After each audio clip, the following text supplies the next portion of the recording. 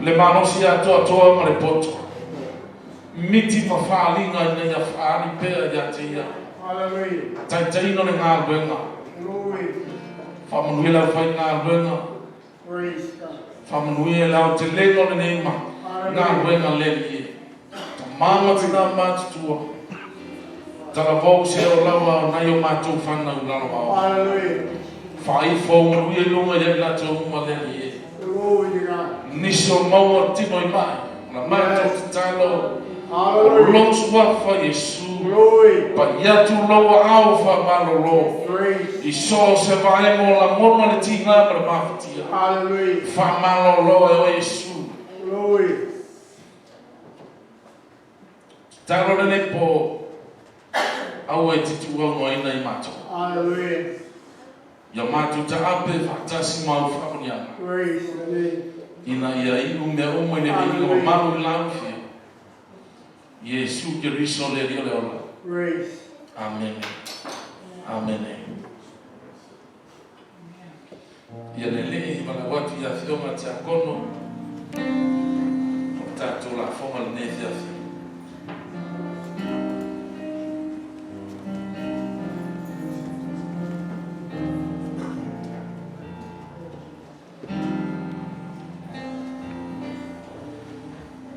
Tamati na te samnesi tātou te tāno whaka ia le whaka. Tātai lawa le tua, tasi te kai ngā tāoro le mātou tātou mai. Ai fuma ia I le mio manuia I le tātou. Ai unga te tasi, mātou whanau, ia tātou le te. Ia maua supama I ana whina. Ai maisi le oro, Lupi o no mātou I ai e le rano lani le tino. Pamatia o e le tua I ai no kumana mana I tasi o le kaisi. Ono lo suapa I su.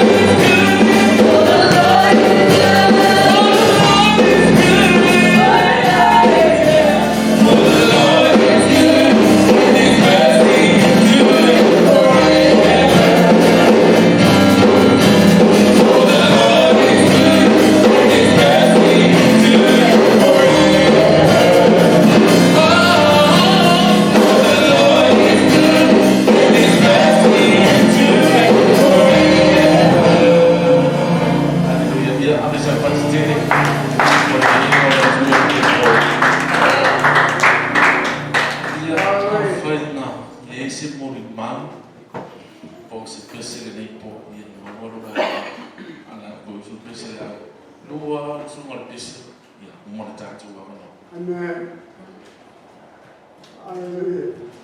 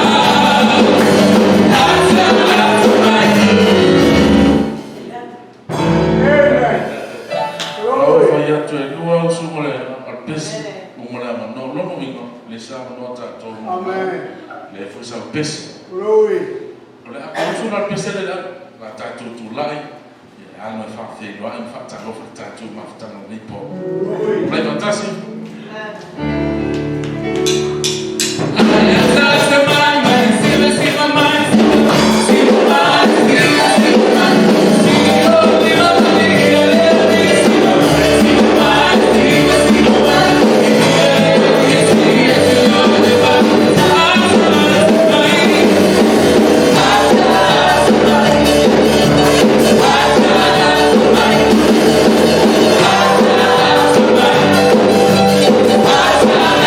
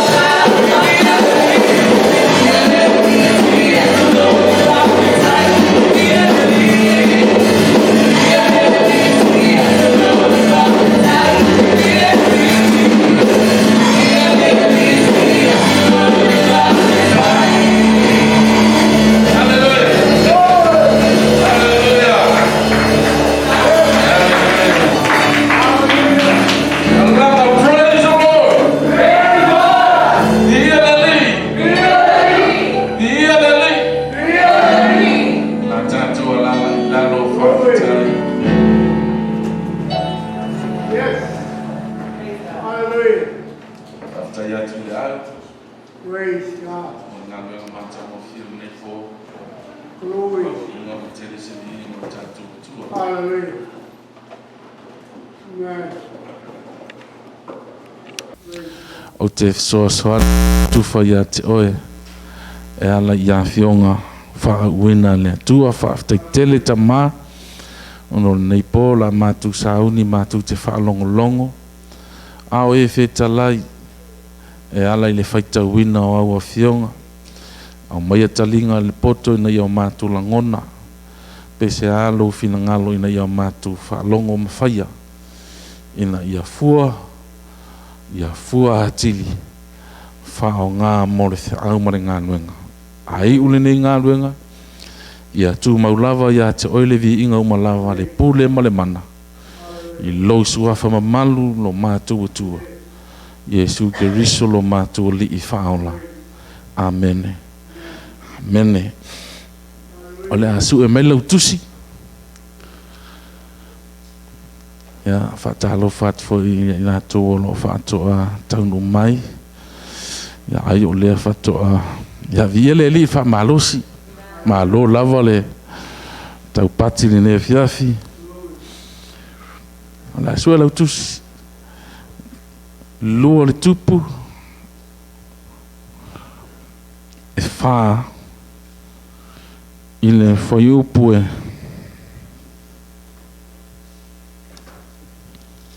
foi pue valu fa ngata ile foi pue forma le lua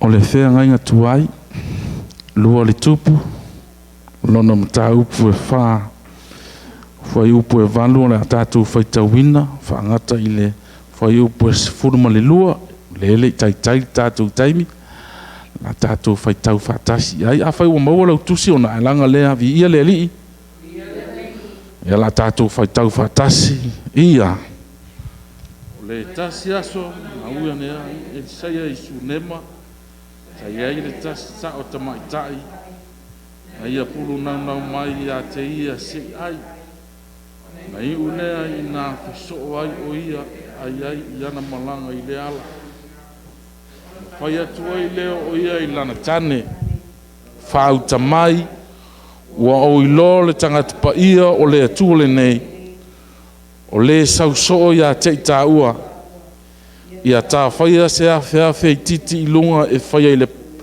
pā pui o le whale ia tā tuu ia i se moenga mo ia ma se laulau ma se nofoa tunga la mepa a sau foi o ia ia te tā ua i le aluane ia i o ia o le tasi aso na o atu ai o ia i le mea na unu ane lea i le awhiawhi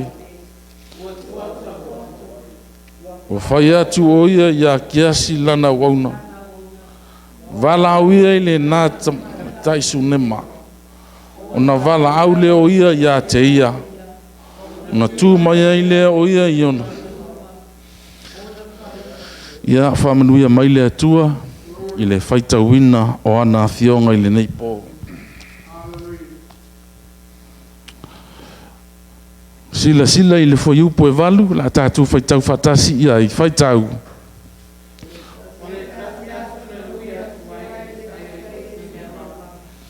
ia le tasi sao te maitai na ia pulunaunau mai a te ia se ai na i uai lea i nā wheso ai o ia e ai i ana malanga i le ala ia le tua ai sila i le foi upu mua e whaangata i le foi upu e fitu o loo ia i le tala o le whawhine ua oti lana tane na alo ia Elisaia le perofeta o le tangata o le atua se ia lofa mai ua vala au ia Elisaia a lofa mai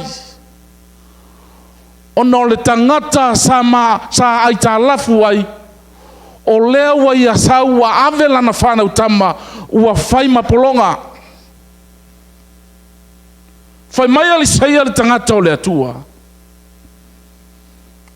O le ala le mea o le awhai. Ai o le a se mea o ia te o i loi fale. Whaalongo le tane le fine le aise mea. Na o le tasi ala whangu sua ula le kaki ki le fale. Fai mai le tala na wauna. Wale lei. Alu iau kua oi tangata na e lata lata ia te oe. E no whangu. Whangu e le sua sua. Ipu. E le ingi me o iai. Au mai. Au mai ipu ngā. Ma ai le whai kokola e piko i kua loka. Ka pungi. Ka pungi matu. Matama. Ai li lingi sua au i whangu.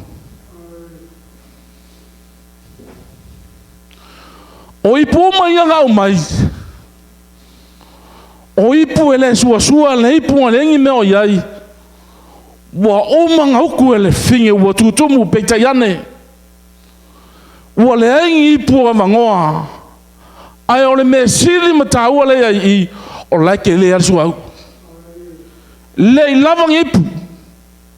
Ua manga o miang ipu. Li lingi ai sua au.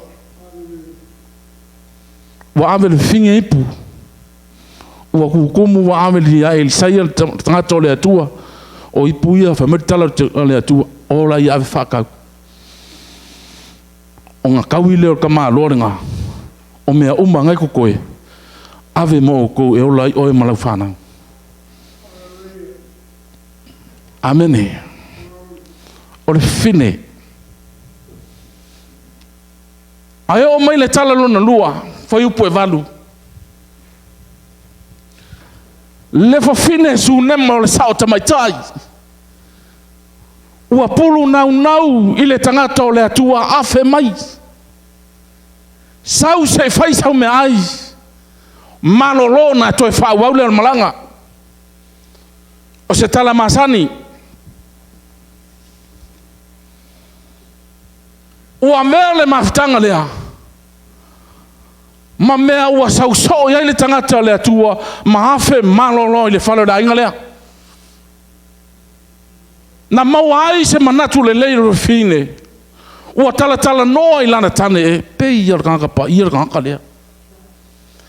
Kaua ka ua whai ai se me lelei. Whai ai se me sili mo ia. Le whawhine e tau langa i me lelei.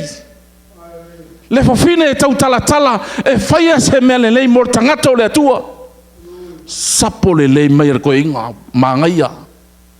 Nā lale mea le whaia i se awhia o pitonu. Ko e ma se pai pui ai. O so mare finge, mangaia e whaise moenga, malolo hai, marika malo, ia. Whaia ma se kama i lau, ko e ma se la me pa wola. Mangaia le kapenganga o mea sili ua whaia mor tangata o le atua. Pe o le nganga fe au le fia mo moni mo ne fiafi ia avea o e matangata e pulunaunau i manuia o le atua. Haleluia o le fina ngalo le o le atua mo tangata. Ia manguia. Haleluia.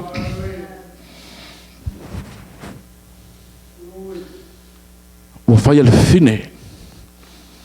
Fai le tamaloa. Le ngaluenga e sauli tangata.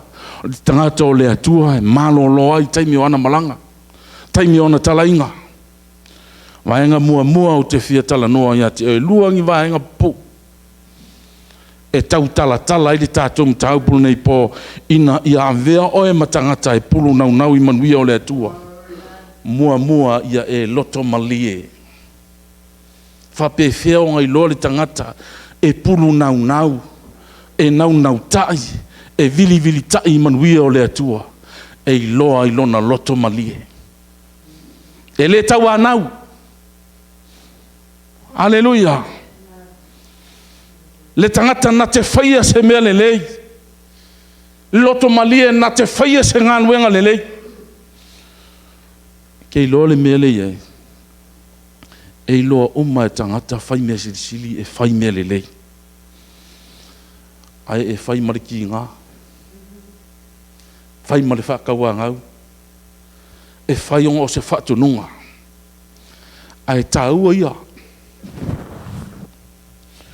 o le malama o le tangata e pulunaunau I manuia o le atua ngake loko marie e malama tala I tama e toalua ngā o e osile la taulanga I le atua o le kama makua o ulua I fua o lana whaatoanga ua mai uma o se le taulanga whai le atua peita iane e le I whaafufonga ina e le atua o se mea le lei o ulua I fua o lana whaatoanga ua ave uma o au whai o koko ka amu kalo o mea uma wave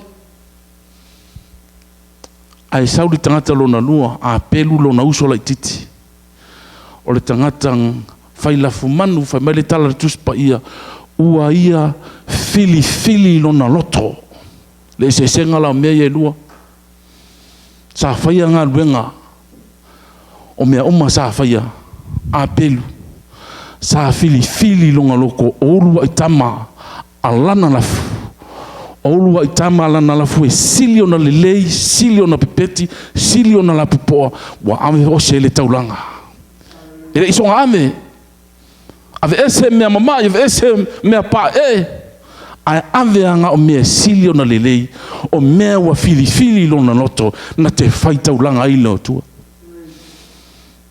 haleluya ia e loto mani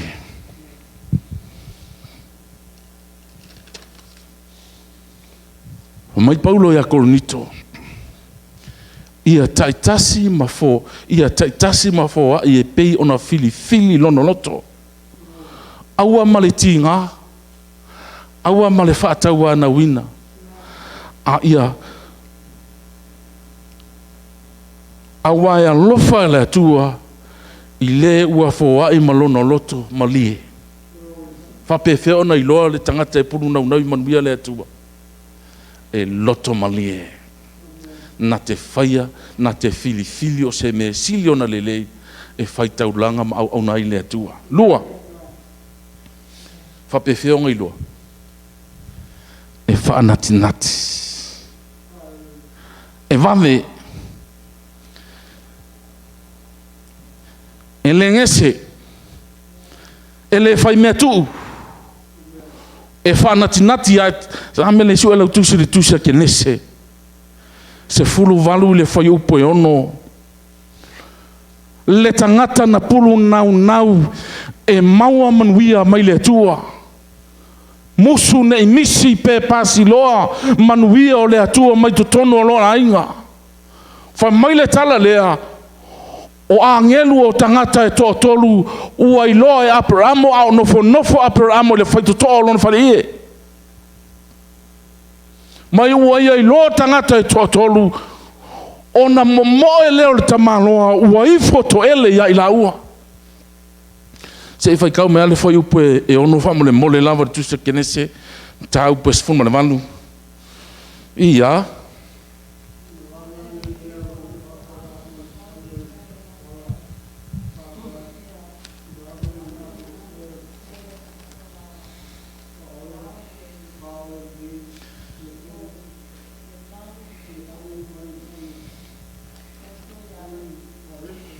haleluya vale whanatinati whai mai le tala le tuspa ia le mele nga whai e Abramo ua momoe a tuli mai a oe le tangata o Abramo malona matua iwa sifuruka usanga e ke leo koe maua se kanga whapenga o ka moe kuri loa whamurianga le atua ai o le mori maule le tala le tuspa ia ua momoe ua whapa uto ele I lumo ia I latou ma whape atu afe maia malolo mai se ia mai singa vai se mulu I o tau vai malolo I lalo le la au lea ai se o au maia singa mea ai koke ai na ia wha malolo se I o tau loto ngoko o I lea wha me talangi e whai ele mea te whina ngalo ai haleluya tangata o le ngau kai manguia o le kua ai tanga ile foi upo malu fai mai le tala tuspa ia ua mame ya Sarah vai poto ia reto fai mea fai flowers ko ngi whalawa le lei vave sara. Whai mai kala kusipai, ua momoe leo ta maloa I lana lafu manu. Ua mai le povi e pito sili o na la ititi e mua e vave o ngavela. Vave. Nau ina ia maua whamunianga mai tangata o le atua. Le ngaluenga sa whai e apure amo. E le isa vari. Whika vai taimi nei. Mo o I tupulanga tala vau, whai asinga whaianga. Mene. Mangaya le tapenanga, mangaya le nau tainga, fia maua whamunianga, tutono lona inga. E le misia.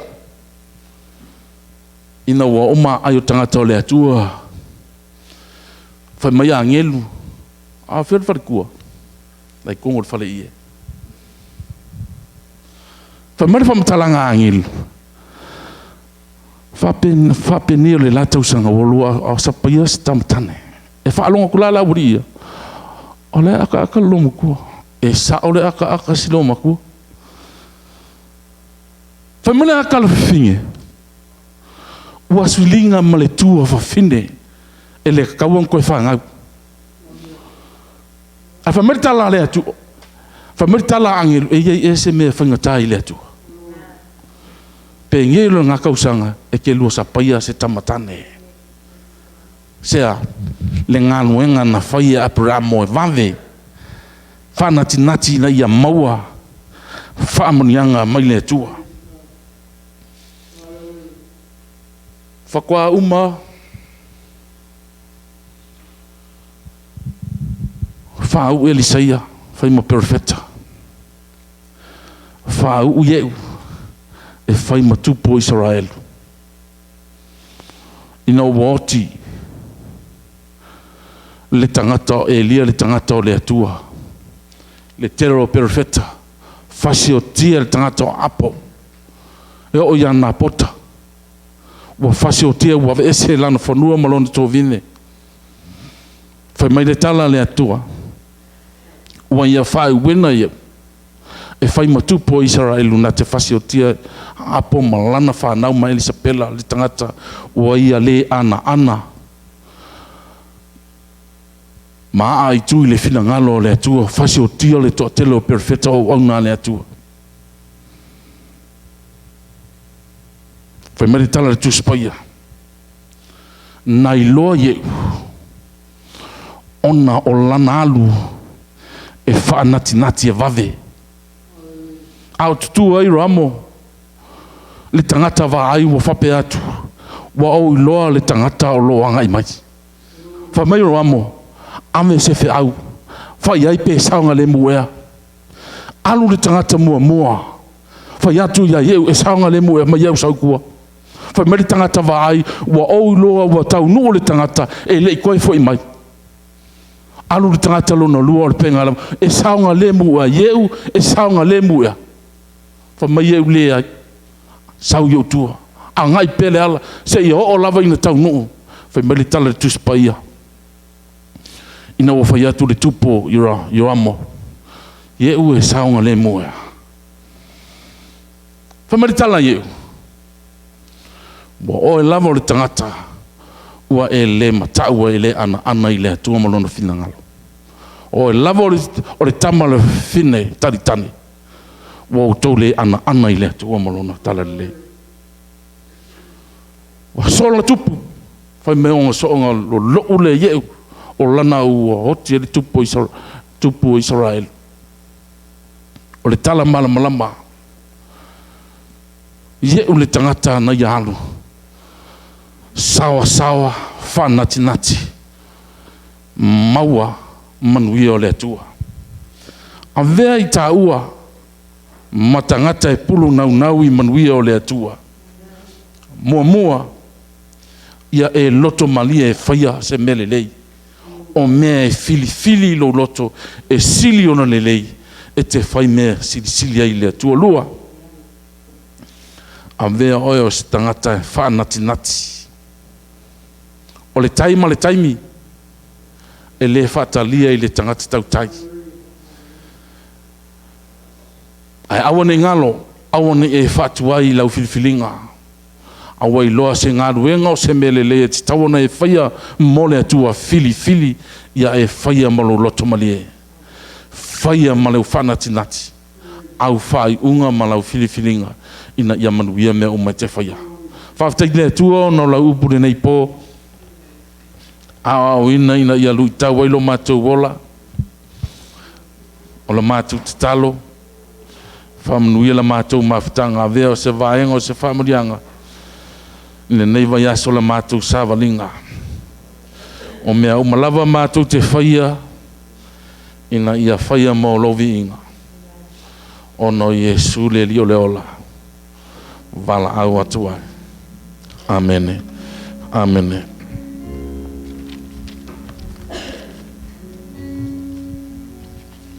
La pese raul nei po.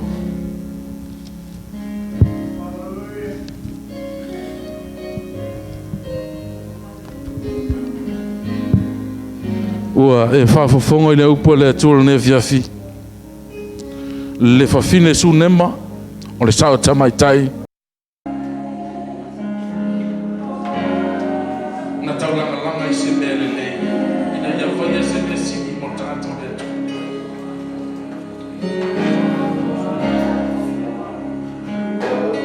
Ngatua se fisua swani fo le mo tātou le.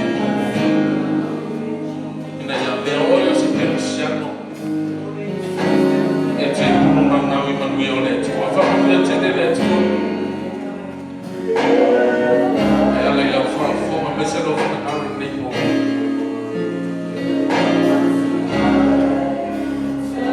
Nea toi pese le no watu wae. O amene.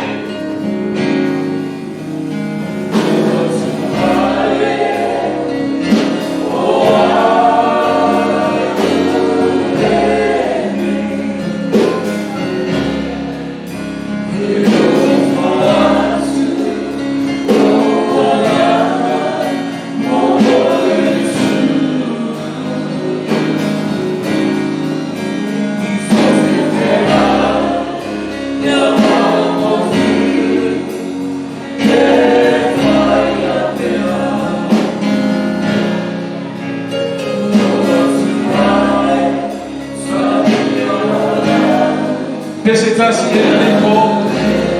No watu wae. O amene.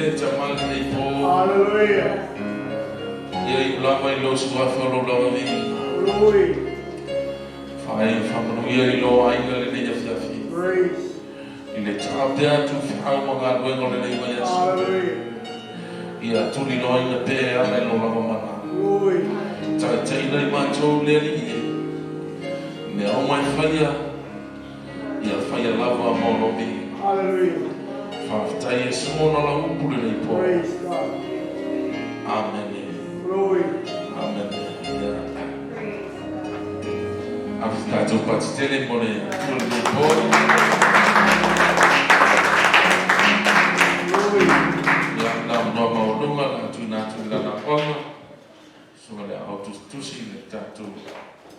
Hallelujah. Praise God. Salamo. Glory.